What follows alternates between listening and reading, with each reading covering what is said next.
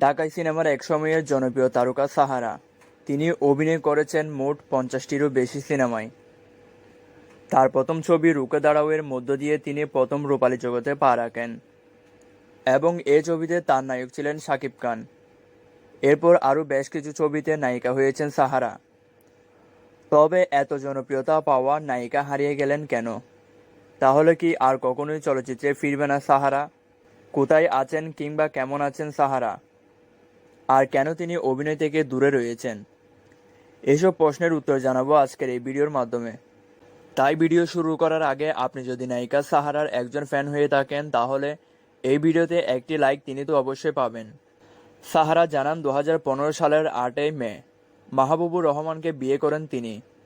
একই বছর পোশাকের ব্যবসা শুরু করেন সাহারা।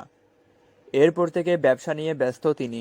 সাহারা আরও বলেন, আসলে স্বামী, সংসার, ব্যবসা ইত্যাদি পরিচালনা করতে করতে হাঁপিয়ে যায়। এর বাইরে সময় পাওয়া যায় না। এছাড়া আমার স্বামী মাহবুবুর রহমান চলচ্চিত্র অভিনয় একেবারে পছন্দ করেন না, তাই চলচ্চিত্র থেকে দূরে রয়েছি। ভবিষ্যতে চলচ্চিত্রে ফেরারও কোনো পরিকল্পনা নেই আমার। সাহারার জীবনে প্রিয়া আমার প্রিয়া সবচেয়ে বেশি আলোচিত সিনেমা। এতে তার বিপরীতে অভিনয় করেন শাকিব খান। এটি 2008 সালে মুক্তি পায় এবং সাহারাকে সর্বশেষ 2014 সালে চলচ্চিত্রে দেখা যায়।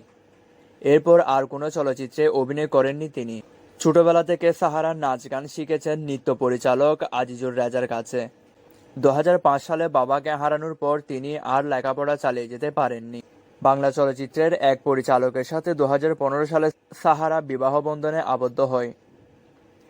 2008 সালে শাকিব খানের বিপরীতে অভিনয় করে প্রথম সফলতা অর্জন করে সাহারা। প্রিয়া আমার প্রিয়া চলচ্চিত্রের সফলতার পর সাহারা বেশ কিছু চলচ্চিত্রে অভিনয়ের জন্য চুক্তিবদ্ধ হন।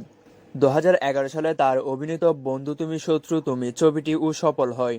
এরপর শাকিব খানের বিপরীতে আরও কয়েকটি চলচ্চিত্র ব্যবসা সফল হয়। সাহারার অভিনয়ে না পেরার এমন মন্তব্যে আপনাদের কী মতামত তা জানিয়ে দিন কমেন্টের মাধ্যমে। আর আপনি যদি আমাদের চ্যানেলটি সাবস্ক্রাইব করে না থাকেন তাহলে এখনই সাবস্ক্রাইব করে ফেলুন।